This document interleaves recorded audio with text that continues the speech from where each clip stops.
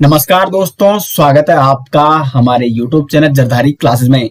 दोस्तों, जैसे मैंने आपसे कहा था कि हम यहाँ पे बहुत जल्दी हिंदी व्याकरण का कोर्स शुरू करने वाले हैं। तो 30 दिन के अंतर्गत दोस्तों आपको ये कंप्लीट हमने कोर्स कराना है। वैसे जो भी हिंदी के आपके सिलेबस के अकॉर्डिंग टॉपिक है ये 20 या 22 दिन में कंप्लीट हो जाएंगे, लेकिन उसके बाद जो बचे हुए 7-8 दिन होंगे उसमें आपको MCQ प्रैक्टिस कराए जाएंगे हिंदी के, विशेष तौर पर जिस प्रकार से एग्जाम में प्रश्न पूछे जाते हैं।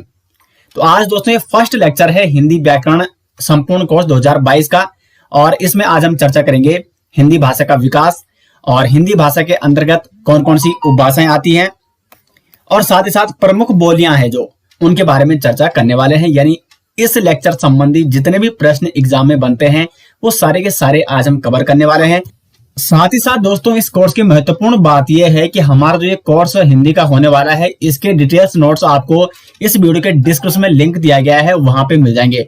प्रत्येक टॉपिक के नोट्स आपको डिटेल्स में वहां पे मिलेंगे। साथ ही साथ प्रत्येक टॉपिक के एंड में आपको MCQ भी मिलेंगे, जो कि आपके लिए काफी हेल्पफुल होगा दोस्तों आपको प्रैक्टिस करने के लिए। तो यहाँ से आपको लेक्चर देखना है और उसके बाद आपको क्या देखना है, वो PDF रीड करनी है और MCQ प्रैक्टिस करनी है, तो हिंदी आपकी काफी स्ट्रांग हो जाएगी।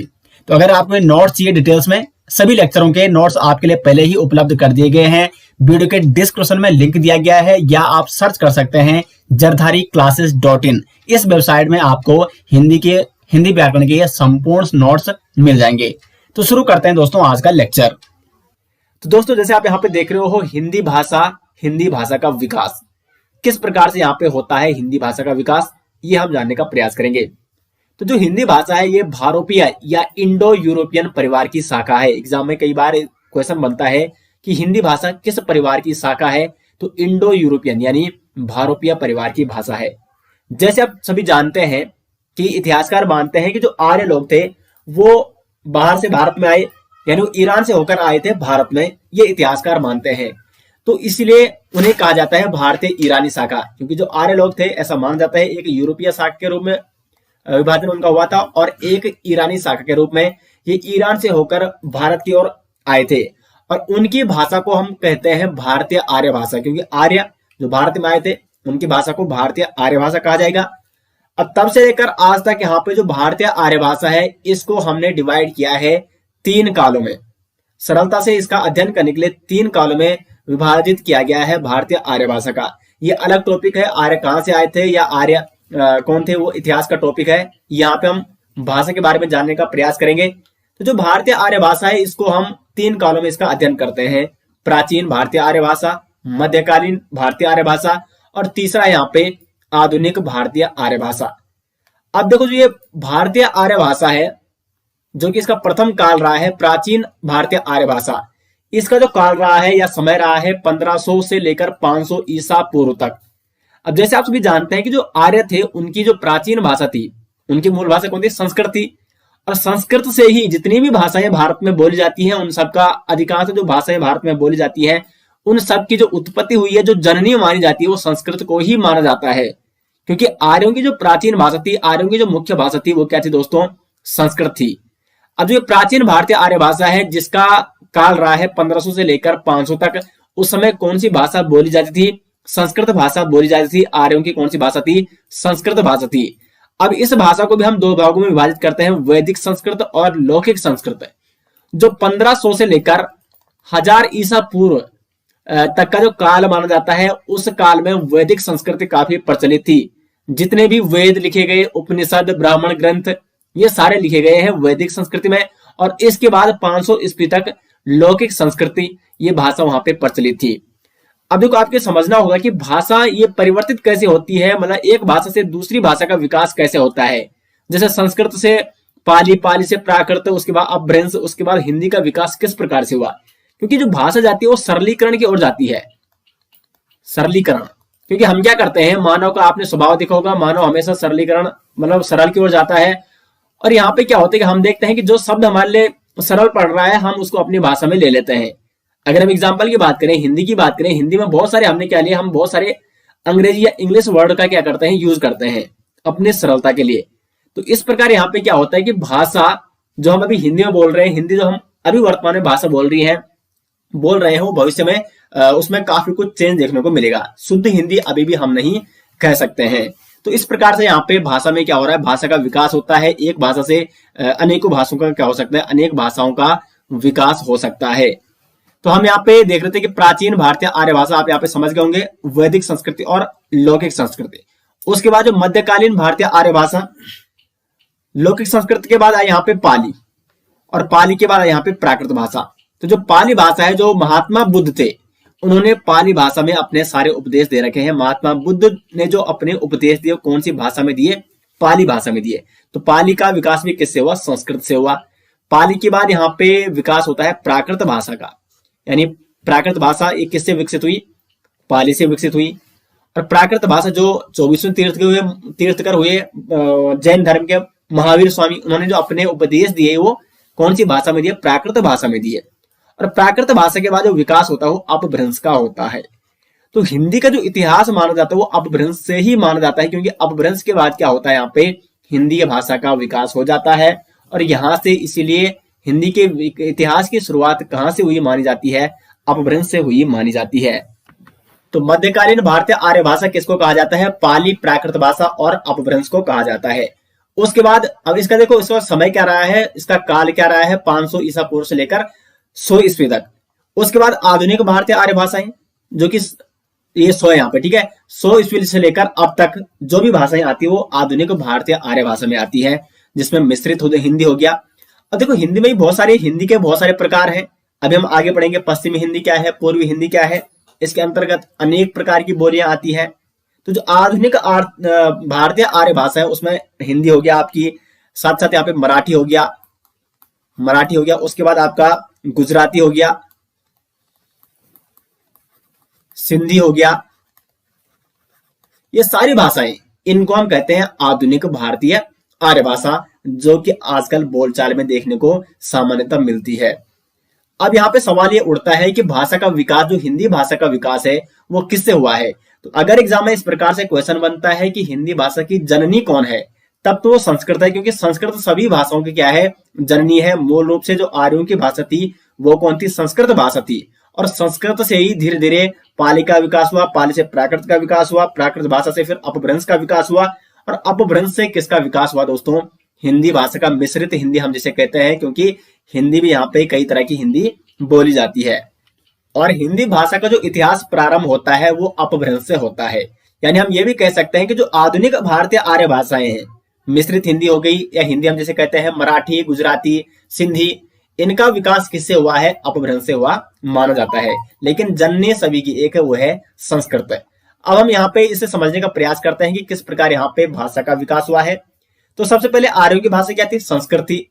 संस्कृत से किस भाषा का विकास हुआ, पाली का विकास हुआ। जैसे मैं आपको पहले ही बता चुका हूं कि सरलीकरण की ओर से यहाँ पे मतलब सरलता की ओर यहाँ पे भाषाओं का क्या हो रहा है, भाषाएं जारी है, सरलता की ओर यहाँ पे विकास हो रहा है। क्योंकि संस्कृत अगर हम अभी समझने का प्रयास करें तो बहुत कम लोग होंगे ऐसे जो संस्कृत को समझ पाते होंगे। तो संस्कृत से पाली का विकास हुआ, पाली से प्राकृत, प्राकृत से हुआ अपभ्रंश का विकास, और अपभ्रंश से अवहट। अभी जो अवहट है यहाँ से कई बार डायरेक्ट एग्जाम में पूछे जाते हैं। अवहट को कहा जाता है दोस्तों परवर्ती अपभ्रंश, भी इसको कहा जाता है। कई बार एग्जाम में पूछा जाता है कि परवर्ती अपभ्रंश किसको कहा जाता है, तो वो कहा जाता है दोस्तों अवहट को। अब अवहट को परवर्ती अपभ्रंश क्यों कहा जाता है, क्योंकि अपभ्रंश के बाद की जो भाषा है, यानी अपभ्रंश और हिंदी की बीच की ये क्या है, आपकी कड़ी बोल सकते हैं आप इसको, या आप कह सकते हैं अपभ्रंश और आधुनिक भारतीय जो आर्य भाषाएं हैं, जैसे हिंदी हो गया, इन भाषाओं के बीच की जो संक्रमणकालीन भाषा है वो कौन सी है, अवहट है। यहाँ पे क्या होता है कि देखो अवहट ये अधिकांशतः अपभ्रंश से भी मिलती है और हिंदी से भी मिलती है, इसलिए इसको बीच में रखा गया है। तो इसलिए इसको कहा गया है परवर्ती अपभ्रंश। यानी अपभ्रंश अब थोड़ा थोड़ा क्या हो रही है, धीरे धीरे इसमें परिवर्तन आ रहा है, और अपभ्रंश के परिवर्ती रूप को क्या कहा गया है, अवहट कहा गया दोस्तों। और अवहट के बाद सीधे डायरेक्ट किसका विकास होता है, यहाँ पे कौन सी भाषा आती है, जो आधुनिक आर्य भाषाएं जैसे हिंदी। तो इसलिए हिंदी का जो इतिहास प्रारंभ होता है वो अवहट को नहीं कहा जाता है, क्योंकि अवहट तो क्या है, अपभ्रंश का ही एक क्या है, परवर्ती रूप है। मूल रूप से हिंदी का जो इतिहास प्रारंभ होता है वो किससे होता है दोस्तों, अपभ्रंश से होता है। ये आपको जरूर नोट करना है। यहाँ पे अवहट को एक और चीज भी यहाँ पे कहा जाता है, हिंदी का आरंभिक रूप। यहाँ पे आपको नोट करना है, ये हिंदी का आरंभिक रूप किसको कहा जाता है? अवहट को कहा जाता है। परवर्ती अपभ्रंश किसको कहा जाता है दोस्तों? तो वो कहा जाता है अवहट को। तो समझ गए आप यहां तक? दोस्तों अब हम यहाँ पे समझने का प्रयास करते हैं कि जो अपभ्रंश भाषा है उससे किन किन आधुनिक भारतीय आर्य भाषाओं का विकास हुआ है, क्योंकि अपभ्रंश के टोटल यहाँ पे मुख्यतः जो भेद थे वो थे 6 भेद। अब देखो अपभ्रंश के कौन कौन से भेद हैं? शौरसेनी है, मागधी है, अर्धमागधी है, खस, ब्राह्मण और महाराष्ट्री, ये अपभ्रंश के भेद हैं। और इन अपभ्रंश के भेदों से आधुनिक आर्य भाषाओं का विकास हुआ है। अब देखो शौरसेनी से किस भाषा का विकास हुआ है? कौन कौन सी आधुनिक भारतीय आर्य भाषाओं का विकास हुआ है? पश्चिमी हिंदी, राजस्थानी और गुजराती। या विकास या आप उत्पत्ति भी यहाँ पे कह सकते हैं। कई बार एग्जाम में क्वेश्चन बन सकता है कि राजस्थानी की उत्पत्ति कौन से अपभ्रंश से हुई है? तो शौरसेनी अपभ्रंश से। उसी प्रकार जो पश्चिमी हिंदी है, पश्चिमी हिंदी जो आधुनिक आर्य भाषा है उसकी उत्पत्ति कौन सी अपभ्रंश से हुई है? तो शौरसेनी अपभ्रंश से। अब देखो दूसरी यहाँ पे मागधी, मागधी है, तीसरी अर्धमागधी है। अब देखो जो मागधी है यहाँ पे, मागधी से कौन कौन सी आधुनिक भारतीय आर्य भाषाओं का विकास हुआ है या उत्पत्ति हुई है? बिहारी, उड़िया और बांग्ला। इन सभी के बारे में काफी डिटेल्स हम आगे अभी चर्चा करेंगे। अर्धमागधी जो अपभ्रंश है उससे पूर्वी हिंदी की उत्पत्ति हुई है। खस से यहाँ पे पहाड़ी, और पहाड़ी में आते हैं आपके गढ़वाली और कुमाऊनी जो बोलियां हैं, इनकी उत्पत्ति किससे हुई है? तो खस अपभ्रंश से हुई है। और ब्राह्मण से यहाँ पे सिंधी की उत्पत्ति हुई है। लेकिन जो ये खस और ब्राह्मण है यहाँ पे, इनमें आपको देखने को मिलेगा शौरसेनी से ये काफी प्रभावित है। तो कई बार एग्जाम में क्या होता है कि एग्जामिनर वहां पे अगर पूछ लिया कि पहाड़ी जो भाषा है, पहाड़ी हिंदी भाषा है, इसकी उत्पत्ति किस अपभ्रंश से हुई है, तो अगर वहां पे खस ऑप्शन नहीं आता है और ऑप्शन में आता है शौरसेनी, तब आपको शौरसेनी करना है। क्योंकि खस और ब्राह्मण जो अपभ्रंश है, खस अपभ्रंश और ब्राह्मण अपभ्रंश, ये किससे प्रभावित है? शौरसेनी से ये काफी प्रभावित है। शौरसेनी का इसमें काफी प्रभाव देखने को मिलता है। या अगर पूछ दे एग्जाम में कि सिंधी, इसकी उत्पत्ति किससे हुई है और ब्राह्मण वहां पे ऑप्शन में नहीं है, तब आपको दोस्तों शौरसेनी करना है, क्योंकि ब्राह्मण में भी शौरसेनी का प्रभाव देखने को मिलता है। उम्मीद करते हैं यहाँ पे आपको ये चीजें समझ में आ रही होगी। तो खस से यहाँ पे पहाड़ी, जो कि जिसमें गढ़वाली और कुमाऊनी आती है, इसकी उत्पत्ति होती है। ब्राह्मण से उत्पत्ति हुई है सिंधी की, और महाराष्ट्री से उत्पत्ति हुई है दोस्तों मराठी की। ये हो गई अपभ्रंश के भेद जिनसे आधुनिक आर्य भाषाओं का विकास हुआ है। इसका आप स्क्रीनशॉट यहां से ले सकते हैं और इसको अपनी कॉपी में नोट कर सकते हैं। अब दोस्तों आता है इंपॉर्टेंट टॉपिक, जहां से एग्जाम में अक्सर क्वेश्चन बनते हैं। अगर ये जो हम टॉपिक यहाँ पे बता रहे हैं आपको, हिंदी भाषा का विकास, सबसे ज्यादा जो क्वेश्चन बनते हैं वो यहां से बनते हैं, इस चार्ट से। देखो यहाँ पे अब हम जानेंगे हिंदी की उपभाषाएं और बोलियां। ठीक है, अभी देखो हमने हिंदी के बारे में अभी ज्यादा नहीं पढ़ा, अभी हमने आधुनिक भारतीय आर्य भाषाओं के बारे में पढ़ा है। आधुनिक भारतीय आर्य भाषा में हिंदी भी आती है, आपकी बिहारी आती है, उड़िया आती है, बांग्ला, ये सारी भाषाएं आती है। लेकिन अभी हम विशेषकर किसके बारे में पढ़ेंगे दोस्तों? हिंदी के बारे में पढ़ेंगे। तो जो हिंदी भाषा है, हिंदी की जननी कौन मानी जाती है? संस्कृत मानी जाती है। और हिंदी भाषा का इतिहास कहां से प्रारंभ होता है? अपभ्रंश से इसका इतिहास प्रारंभ होता है। अपभ्रंश से ही उत्पत्ति हुई है हिंदी की। लेकिन जननी कौन है? संस्कृत है। ये आपको विशेष तौर पर नोट करना है। अब जो हिंदी भाषा है इसमें 5 उपभाषाएं और 17 बोलियां आती हैं। लेकिन बोली क्या होती है, उपभाषा क्या होती है और भाषा क्या होती है, इसमें अंतर क्या होता है, ये आपको समझना बड़ा इंपॉर्टेंट है। देखो जो बोली होती है एक निश्चित, एक छोटे क्षेत्र में इसका प्रयोग किया जाता है, और जो बोली होती है उसका विकास होता है किसी भाषा से। माना अगर मैं एग्जांपल आपको बताऊं, जैसे हिंदी भाषा है, और हिंदी भाषा से किस बोली का विकास हुआ है? जो पहाड़ी में गढ़वाली और कुमाऊनी बोली जाती है उत्तराखंड में, वो उसका किससे विकास हुआ है? हिंदी भाषा से उसका विकास हुआ है। क्योंकि उसमें जो शब्द देखने को मिलते हैं अधिकांश तो हिंदी भाषा के शब्द हैं। तो कुल मिला के बोली एक निश्चित, एक छोटे क्षेत्र में बोली जाती है, और उसका विकास किससे होता है? किसी भाषा से होता है। लेकिन अगर कल के दिन यही बोली, इसका काफी प्रचार बढ़ गया है, काफी बड़े क्षेत्र में ये बोली जाने लग गई है, और साथ ही साथ इसका प्रयोग अब हम साहित्य के रूप में करने लग गए हैं, तो इसको कहते हैं दोस्तों उपभाषा। और यही उपभाषा जिसका प्रयोग अब साहित्य में प्रयोग किया जाने लगा है, साहित्य जो रचनाएं होती हैं उसमें इसका प्रयोग किया जाने लगा है।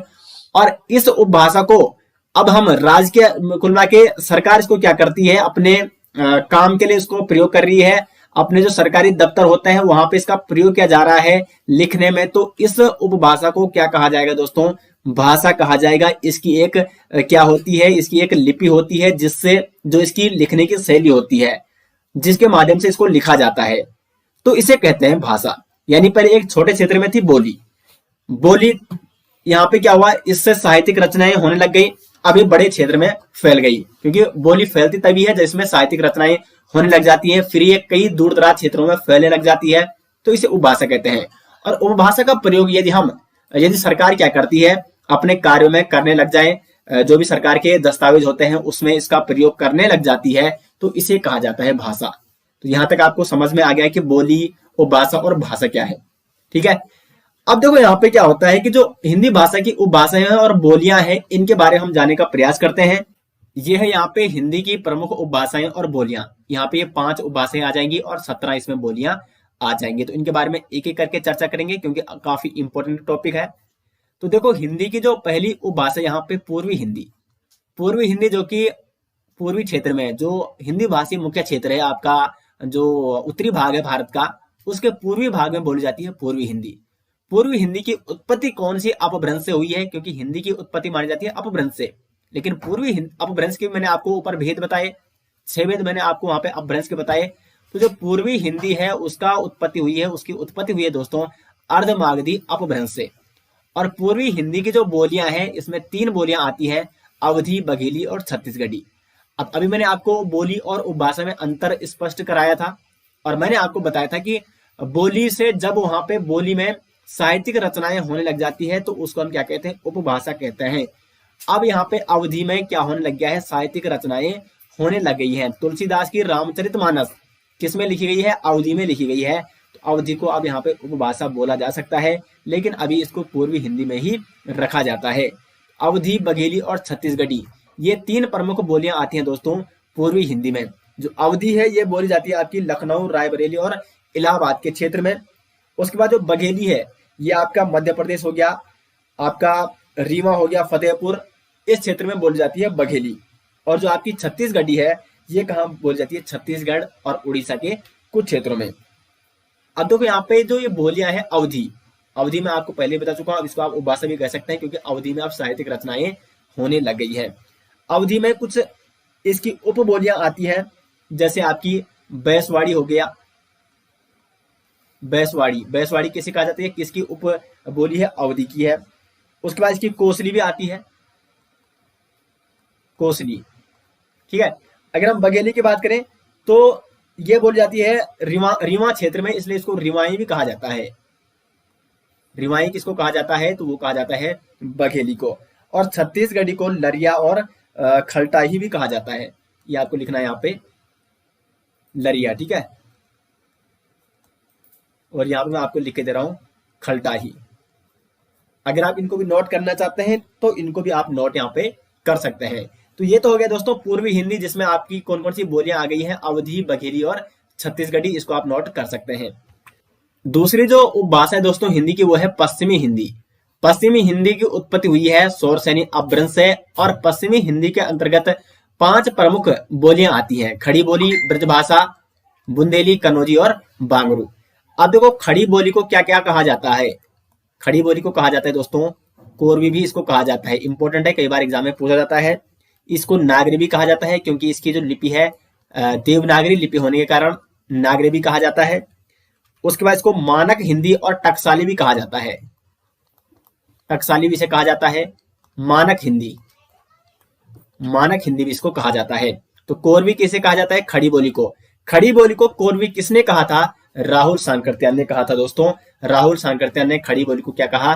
कोरवी कहा। क्यों कहा? क्योंकि उस समय यहाँ पे कुरु साम्राज्य के बारे में आपने सुना होगा, उत्तर भारत में कुरु साम्राज्य महाभारत कालीन, तो कुरु साम्राज्य के कारण वहां पे इस भाषा का बोलचाल में प्रयोग आदि थी, इसलिए इसको कोरवी भी कहा गया है। राहुल सांकृत्याल ने खड़ी बोली को कहा है कोरवी।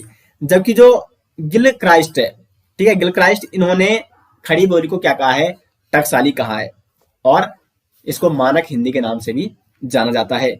उसके बाद कौन कौन से क्षेत्र में ये खड़ी बोली बोली जाती है? तो दिल्ली हो गया, मेरठ, देहरादून हो गया, मुजफ्फरनगर, हरिद्वार का क्षेत्र हो गया, सहारनपुर, यहाँ पे कौन सी बोली बोली जाती है? खड़ी बोली बोली जाती है। और ये पश्चिमी हिंदी की उपबोली है। उसके बाद अगर हम बात करें साहित्य की बात, तो साहित्य काफी रचनाएं इसमें हो गई है। जैसे अगर हम बात करें प्रथम खड़ी बोली का जो महाकाव्य था, ये था दोस्तों प्रियवास। प्रियवास जो कि खड़ी बोली का प्रथम महाकाव्य माना जाता है। और ये किसने इसकी रचना की थी, तो हरिओध। ये प्रमुख खड़ी बोली के साहित्यकार हुए हैं हरिओध। हरिओध इनका पूरा नाम है अयोध्या सिंह उपाध्याय हरिओध, जिनको खड़ी बोली का प्रथम कवि भी माना जाता है। इनको खड़ी बोली का प्रथम कवि किसको माना जाता है, हरिओध को माना जाता है। और खड़ी बोली का प्रथम महाकाव्य भी इन्होंने लिखा है, जिसका नाम क्या है, प्रियवास है दोस्तों। ये आपको नोट करना है।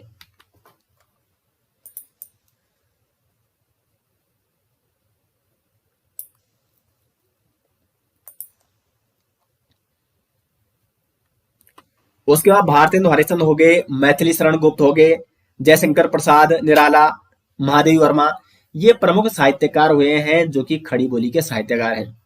उसके बाद दूसरा आता है यहाँ पे ब्रजभाषा।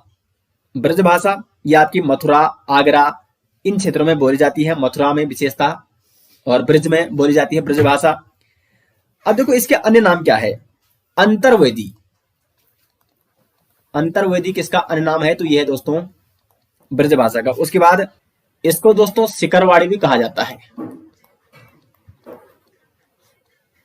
ठीक है, तो ब्रजभाषा और इसके जो प्रमुख कवि सूरदास हो गए, रहीम, रसखान, बिहारी, ये ब्रजभाषा के प्रमुख साहित्यकार हुए हैं और इन्होंने ब्रजभाषा में कई रचनाएं की हैं। उसके बाद जो तीसरी यहाँ पे उपबोली आती है पश्चिमी हिंदी की, वो है दोस्तों यहाँ पे बुंदेली।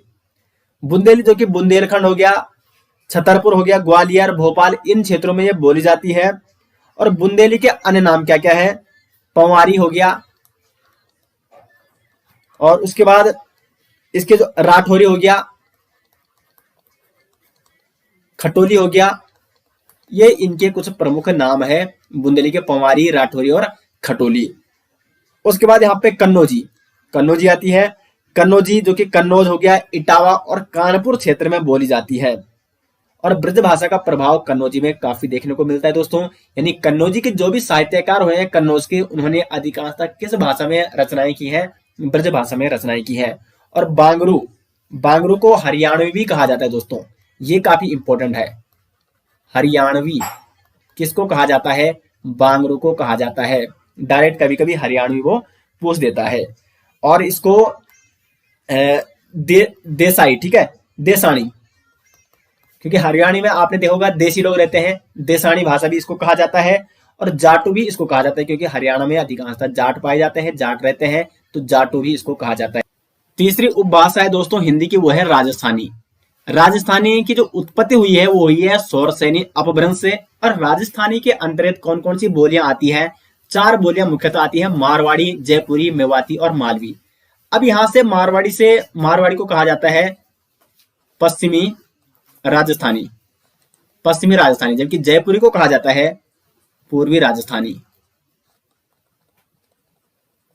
क्या कहा जाता है, जयपुरी को पूर्वी राजस्थानी को। उसके बाद मेवाती को कहा गया है उत्तरी राजस्थानी, और मालवी को कहा जाता है दक्षिणी राजस्थानी। तो देखो कई बार एग्जाम में क्या पूछता है कि ये 4 ऑप्शन दे दिए, बताइए मारवाड़ी, जयपुरी, मेवाती और मालवी में पूर्वी राजस्थानी कौन सी है, तो जयपुरी है। पश्चिमी राजस्थानी है मारवाड़ी, उत्तरी राजस्थानी है मेवाती और मालवी होगी आपकी दक्षिणी राजस्थानी। उसके बाद जो जयपुरी है इसका एक अन्य नाम भी है, इसको दोस्तों ढूंढाली के नाम से भी जाना जाता है। और ये एग्जाम में कई बार पूछा गया है कि ढूंढाली किसको कहा जाता है, ढूंढाली कहा जाता है पूर्वी राजस्थानी, यानी जयपुरी को कहा जाता है। ये एक राजस्थानी जो आपकी उपभाषा है उसकी बोली है दोस्तों ढूंढाली। और किस भाषा के अंतर्गत आती है, हिंदी भाषा के अंतर्गत आती है, क्योंकि राजस्थानी की जो राजस्थानी उपभाषा है वो किसके अंतर्गत आती है, हिंदी भाषा के अंतर्गत आती है। और राजस्थानी की जो उत्पत्ति होती है वो सौरसेनी अपभ्रंश से हुई मानी जाती है। ये आपको यहाँ पे नोट करना होगा। तो ढूंढाली होगी आपकी पूर्वी राजस्थानी। उसके बाद जो मेवाती है इसको अहीरवट्टी भी कहा जाता है, जबकि जो मालवी है इसको रतलामी और रांगड़ी और निमाड़ी भी कहा जाता है। निमाड़ी इंपॉर्टेंट है, मालवी को यहाँ पे निमाड़ी के नाम से भी जाना जाता है। तो ये तो हो गई राजस्थानी। और ये किस क्षेत्र में बोली जाती है, तो राजस्थान में मुख्यतः बोली जाती है राजस्थानी उपभाषा, जिसमें ये मारवाड़ी, जयपुरी, मेवाती और मालवी यहाँ पे बोलियां आती हैं। तो 4 बोलियां आती हैं राजस्थानी उपभाषा के अंतर्गत। उसके बाद चौथी यहाँ पे उपभाषा है वो है बिहारी हिंदी। और बिहारी हिंदी की जो उत्पत्ति होती है वो होती है मागधी अपभ्रंश से। और बिहारी हिंदी के अंतर्गत कौन कौन सी उपबोलियां आती हैं? भोजपुरी, मगही और मैथिली। और ये किस क्षेत्र में बोली जाती है? तो बिहार में बोली जाती है।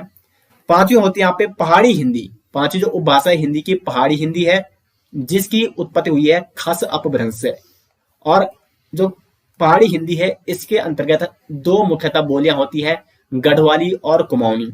गढ़वाली उत्तराखंड के गढ़वाल क्षेत्र में बोली जाती है और कुमाऊनी उत्तराखंड के कुमाऊं क्षेत्र में बोली जाती है। अब गढ़वाली और कुमाऊनी की उत्पत्ति किस अपभ्रंश से हुई है? खस अपभ्रंश से हुई है। ये आपको कैसे नोट करना है? क्योंकि गढ़वाल और कुमाऊं में आपने देखोगा यहाँ पे खस जनजाति वास करती थी, इसलिए आप अनुमान लगा सकते हैं। इस प्रकार से आप यहाँ पे नोट कर सकते हैं। तो खस अपभ्रंश से उत्पत्ति हुई मानी जाती है गढ़वाली और कुमाऊनी, जो कि पहाड़ी हिंदी के अंतर्गत आते हैं।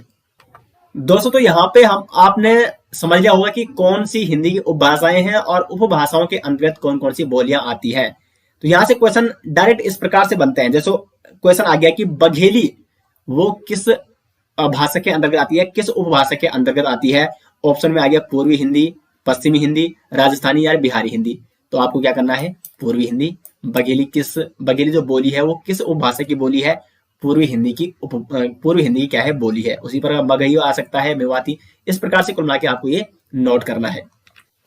अब दोस्तों हम यहाँ पे बात करेंगे देवनागरी लिपि की, क्योंकि देवनागरी लिपि आपके सिलेबस में है। अन्य लिपियों के बारे में जानना जरूरी नहीं है क्योंकि आपके सिलेबस में नहीं है। तो देवनागरी लिपि ये किसकी लिपि है? तो हिंदी भाषा की लिपि है दोस्तों, देवनागरी लिपि। लेकिन लिपि होती क्या है? यहाँ पे आप देख सकते हैं लिखित वर्ण संकेत। लिपि क्या है? लिखित वर्ण संकेत है जिनके द्वारा भाव व विचारों को अभिव्यक्त किया जाता है। सिंपल सा मैं आपको समझाने का प्रयास करूं तो जिस मतलब लिखने की जो कला है, लिखने की जो शैली है, किसी भाषा के लिखने की शैली को हम क्या कह सकते हैं दोस्तों? लिपि कह सकते हैं। यानी हमने वर्ण संकेतों द्वारा अपने विचारों को अभिव्यक्त करना है।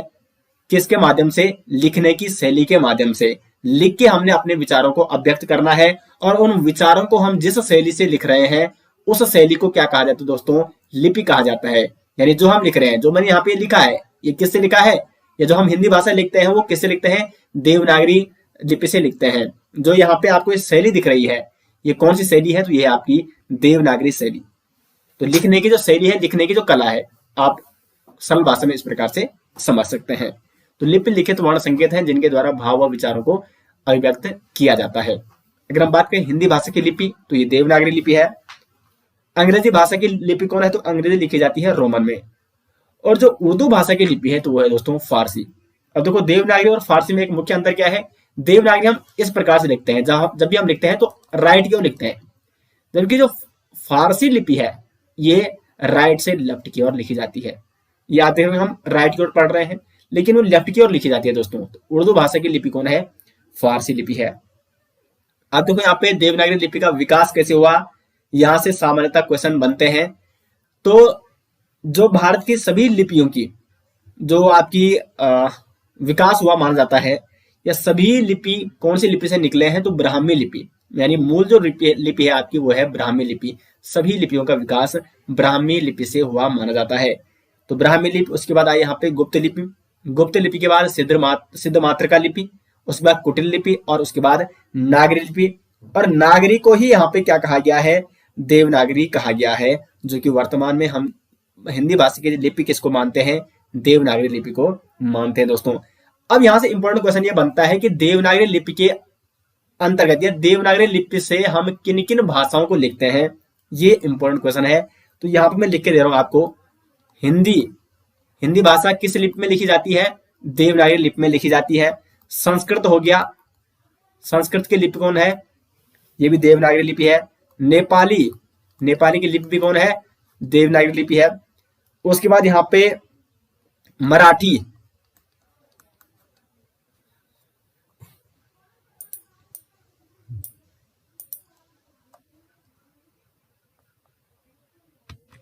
उसके बाद यहाँ पे मराठी, कोंकणी, ये आपको नोट करना है दोस्तों, क्योंकि कई बार यहां से क्वेश्चन बनता है।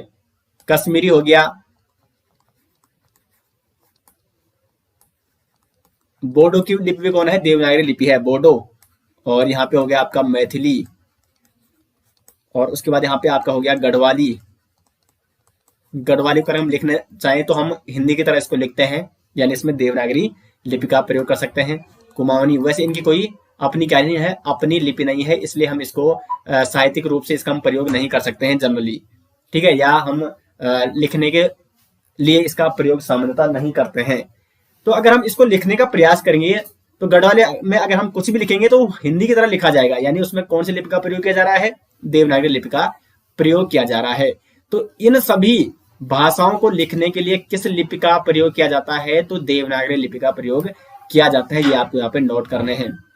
उम्मीद करते हैं दोस्तों आपको यहाँ पे हिंदी भाषा का विकास समझ में आ गया होगा। हिंदी भाषा के अंतर्गत कौन कौन सी उपभाषाएं थी, कौन कौन सी बोलियां थी, और इनकी उत्पत्ति किस अपभ्रंश से हुई है, ये आपको यहाँ पे समझ में आ गया होगा। तो अच्छे से आपको नोट करने हैं, और इसके बाद इसके बारे में हम आपके लिए एमसीक्यू वीडियो बनाएंगे। उसमें आपको किस प्रकार से इससे संबंधित क्वेश्चन एग्जाम में पूछे जाते हैं वो हम कवर करेंगे। तो उम्मीद करते हैं दोस्तों आपको वीडियो अच्छी लगी।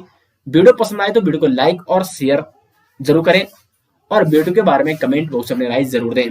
मिलते हैं दोस्तों नेक्स्ट साथ, अगले। धन्यवाद।